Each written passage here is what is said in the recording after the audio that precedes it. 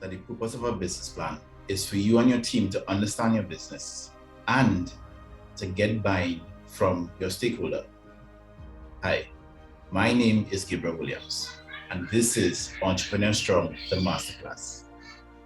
Together, we will go through with you what it takes to run and scale your light manufacturing food business, where we take you from kitchen counter to established manufacturing facility. Today, we will be discussing in detail what it takes to have an efficient business plan. What does it take to have an efficient business plan? The agenda for today's session is: what is a business plan? What is the purpose of a business plan? When to write your business plan formats that are useful, particularly detailed formats, concise formats. We're going to go through what is an elevator pitch. The first activity that I would have you do is think of what is a business plan. What are the words that come to your mind? You see, different persons have different mindsets of what a business plan really is. And in summary, a business plan is basically putting your ideas and information that you collect together. This is what's called making a business plan. A business plan is ideas and information that you put together over a period of time, meaning a business plan is not static.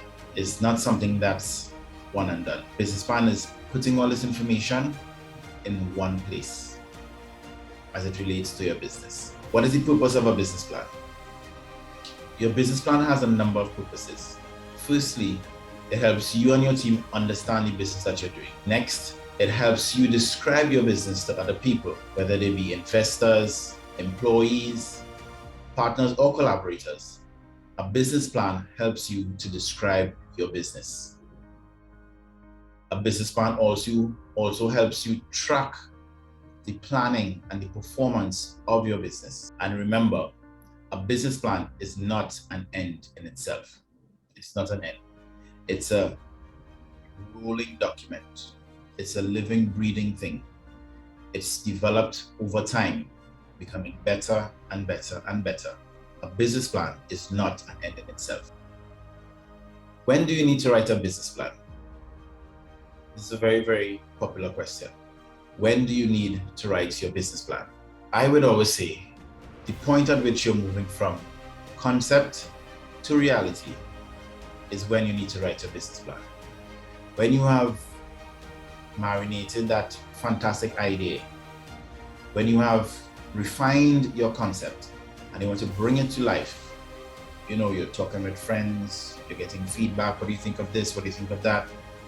You may even try it out a little bit, but where you want to put some gas to the idea, when you put some fire to that engine, you need to write your business plan. And of course, you make your business plans better by working on them. You should always plan. You should use your plan to check your trajectory and your progress. And you may need to change your business plan or rewrite your business plan from time to time. That's fine. A business plan is not how long it should be. It's what are the pertinent ideas and information that describes your business. There are businesses that start off with 100-page business plans, some with 40-page, some with 1 page.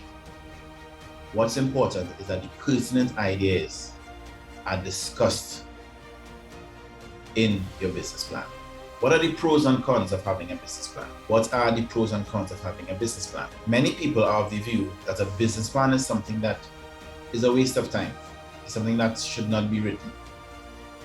Well, I have news for you.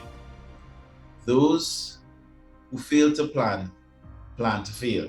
Have you heard of that? Yes. It's very important that you write your business plan.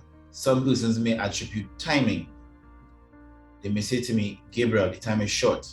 I have no time to write a business plan. The opportunity is here. The opportunity is now. I must act. Fine.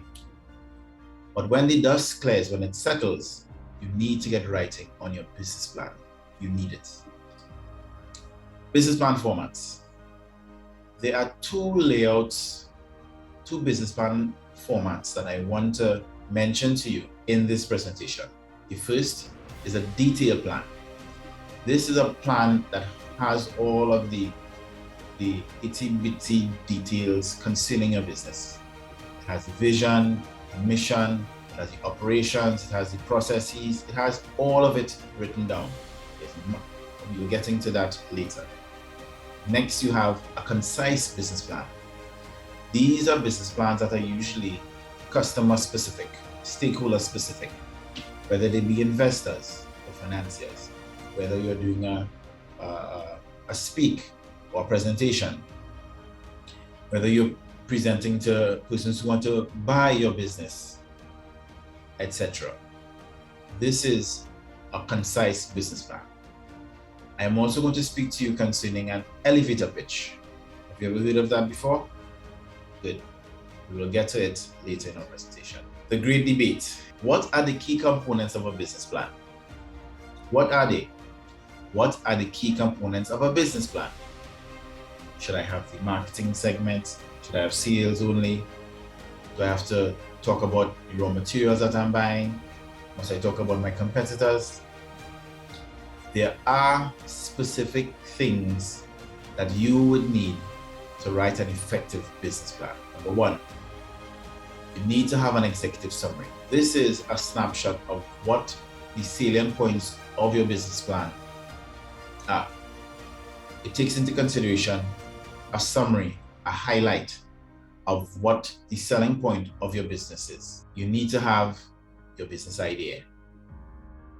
You need to have the 7 P's of marketing, specifically the description of your product, the size, the weight, the feel, the texture. You need to have the price of your product. You need to have the different levels of pricing, the different tiers of pricing, whether it be for retailers, your distributors, whether it be for collaborators that you're working with, you need to have a specific pricing for them. Next in your business plan, you need to have your place where you're going to set up shop, where you're going to have your retail taking place. You need to indicate that in your business plan. Promotion. How are you going to promote your business? A lot of people think that marketing is all about promotion, but no, there's more. What is the specific details that you're going to get your product from your factory to the hands of your customer? Your people. What are people involved? What are people involved in putting your business together and getting it to your customer? Your process. Your process is very, very important. This must be included in your business plan. It speaks to your business model. It speaks to how is it that you're going to get your customers on board. Are you using digital processes? Are you using physical processes? Are you using network and relationships? This must be included in your business plan. Physical evidences. These are your physical assets, whether it be your email, your letterheads, your signs, your physical evidence that you operate as a serious business. Next in your business plan, you need to have your sales estimation. Your sales estimation speaks to the size of your industry. What is the value of your total market? Then, what percentage of that market that you want to carve out for yourself? This is what guides your sales estimation.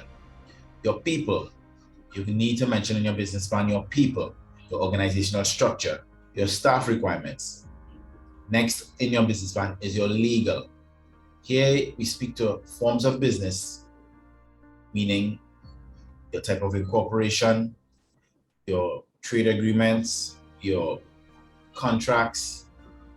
Of course, not in detail, but mention to the point where you convince your stakeholder that you're worth investing in, that your business has thought about it. Next, you need to, as part of your legal requirement, include your responsibilities and insurances. Not in detail, but as I mentioned, so that those that are reading on, those that are watching, can be rest assured that you're worth the investment. Concise plans. Concise plans are for first-time presentations. Presentations that you make to general audiences, or even business plan competitions, or those high-level investor pitches that you need to do. There are 5 key points that's necessary to have a very successful, concise business plan. Number 1, you must have a clear customer need. You must identify where the gap is for the customer. You must speak to what the needs of the customers are and provide where you're going to provide that product or service. Must mention that. Next in your concise business plan is identifying your large market. Where are your people? Where are they located? Where do they exist? Identify that large market. You must convince your stakeholder reading on that there's a lot of money to be had. There's a lot of return on this investment. Next in your concise business plan is your protectable product. Is your product patented? Is your product already advanced and an advanced stage of development? You need to include in your business plan, your concise business plan, protectable elements of your product, trademarks, IP, whatever it is. Once you have it, put it in your concise business plan because it's very strong and it holds a lot of weight. Next, you need to identify in your concise business plan is a clear benefit over the competitors. What is your competitive advantage? How do you stand out? What are other persons in your market not doing that you are doing? Show that clear benefit over the competitor. Next, in your concise business plan is to show a sound commercial case. What is the case? What is it that's going to solidify you as a business person, as a business? Where is the money going to come from? You need to identify that. What is an elevator pitch? An elevator pitch is basically how would you describe your business to people that you meet in 1 minute or less. Think of it as a verbal business plan. You meet someone, I know it's COVID, so we try not to meet persons. But say for instance, you're at a conference, or say for instance, you're going to do a presentation, and you meet someone at the elevator, someone that is influential, someone that can make a difference. So you want to impress this person. You need to have in your repertoire a 1 minute business plan called an elevator pitch. In the elevator pitch, you're going to cover what the investment opportunity is, why people will buy it, why is it better than the competitors, and how will it make money. These 4 things. What is the investment? Why people will buy it? Why is it better? And how will it make money? 1 minute. And this is something that a lot of young entrepreneurs struggle to have under their belt. They say one thing in the first instance and another in a second encounter. You need to be consistent. Everyone in your core business team should be able to make this pitch. It should be practiced. You need to speak to what the investment is, why people will buy it, why is it better than the competitors, and how will it make money. How do you communicate this pitch? How do you communicate this verbal presentation? Well, first of all, you must make a first impression. First impression counts. It only happens once, but it must count. Break the ice, if you will. Clear the air. Make persons feel comfortable. Smile, crack a joke. Be presentable. Whatever it means, make a first impression. Next, you need to get your message across fast, concisely, accurately, and effectively. You won't want to be taking too long because it's a minute that you have. You don't want to impose on the other person's time. Accurately. You want that what you say is consistent. You don't want to have to promise the moon and the stars, and the next meeting that you have, your story changes. That's not cool. That seems disingenuous. It seems as though that you're trying to pull a fast one. Yeah? Next, they need to be effective. You need to have an effective delivery, an effective elevator speech when you speak to persons about your business. In our practical session, we will go through you making an elevator pitch for your specific product. It's about you putting the right information together, putting the right words, the right substance, the right context to get buy-in from an investor, from a stakeholder. And in our future module that's after this, we will go into what are the financial requirements for your business, as well as doing mock presentations. So we will sit with you, where you are on the other end of the table, and we will be that investor, we will be that bank, that credit union, that association that you're going to for funding, and we will sharpen you, we will drill you such that you will be successful in your business. Of course, there will be lessons learned. We will be improving your delivery. We'll be speaking to how important it is for your business with a business plan that's either long, concise, or even verbal. But we're going to learn from this experience. Next, in your business plan, you need to identify your team. You need to identify the individuals tasked with taking your business forward, taking your business to the next level. Speak to who is your CEO, his track record, his performance. Speak to the marketing manager. What is she good at? Speak to who is taking care of your production. Is it in safe hands? Does the production supervisor have experience and the wherewithal? Are they already doing it? What has their performance been like? When you speak to who is handling your sales, these are important things that must be included in your business plan. Now, there are many sample business plans online. Many. You just need to pick one and do it.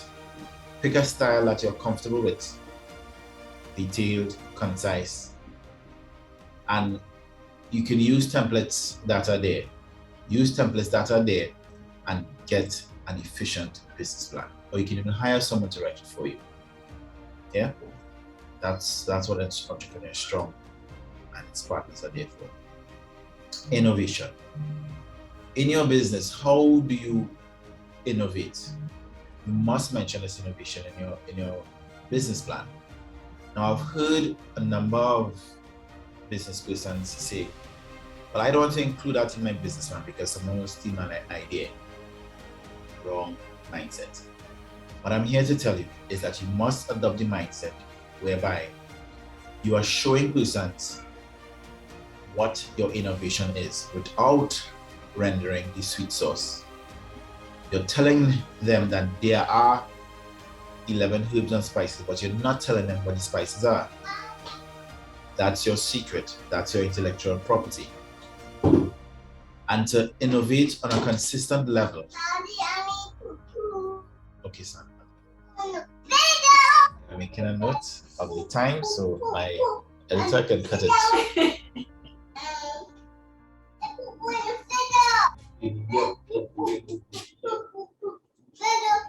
How do you innovate? How do you ensure that your business stays relevant? How do you ensure that you be on the cutting edge and are ready for exponential growth within your company? Well, I've broken it down into this innovation funnel. Yes, Entrepreneur Strong has an innovation funnel that says you have 3 major activities that you do. So you're reading this diagram from the bottom up where there is participation. You first need to participate fully in the industry that you're in. You first need to ensure that if you're making cakes, you are in the business of cakes. If you're making packaged nuts, you're in the business of packaged nuts. And so the process of innovating within your industry, within your market segment, is by doing research and development. Research and development translates to, are you introducing new flavors? Are you testing new designs? Are you working on the texture of the product to improve it to what your customers like? It involves brainstorming. It involves, what can I think about that's not been done before? Brainstorming is the process of divergent thinking, whereby you just think freely. Any idea is an idea. You put it down on paper and you streamline it based on the team's strengths, because every team has their own strengths. And you want that once you're in this participation phase of your innovation, you work with what you have. Next, in the innovation funnel, is coming up with a proof of concept. Proof of concept speaks to how do you feel your idea will fare in the market.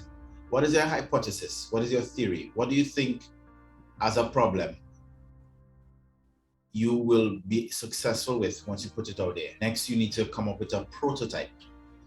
Come up with a sample. It doesn't have to be perfect. It's in fact what we call an MVP, a minimum viable product, one that hits all of the low-hanging criteria for a product, and you deploy it in the market. Next is getting a proof of business. So the prototype is to be deployed, and the proof of business is deployed in the market. It's given a chance to really interact with the customer, let the customer give you feedback on it. The secret to this stage of development, the secret to this stage of innovation, is by moving quickly, communicating quickly with your clients, with your customers, with your suppliers, with the people in your staff. You must have quick communication. It must be fast. Also, you should have a business plan at this point in time.